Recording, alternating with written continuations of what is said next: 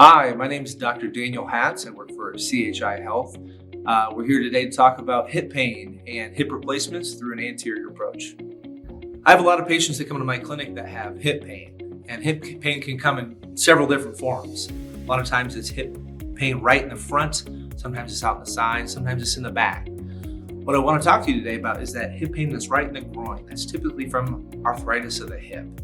And what is arthritis? So the end of your bones are covered in this wonderful stuff called cartilage. It makes things nice and slick, makes movement really nice and smooth and not painful. And what arthritis is that cartilage thinning away, kind of like a sheet of ice melts. And at some point that it's completely gone and you get that bone-on-bone arthritis. And so when it gets to that level of bone-on-bone or severe osteoarthritis, sometimes we can offer a hip replacement or what we call a hip arthroplasty.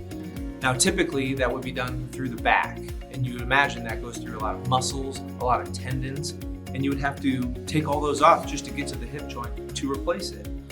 Now, what I offer is a hip replacement that comes through the front, and that's not going through any muscle or tendon, that's going in between them. And what that does for you is it drastically decreases your postoperative pain, increases your stability and your mobility, decreases the amount of rehab that you need, and intraoperatively, we can make any decisions that's right for you that isn't offered in other approaches. So if you're having joint pain, please come see me or go to chihealth.com/orthopedics for more information.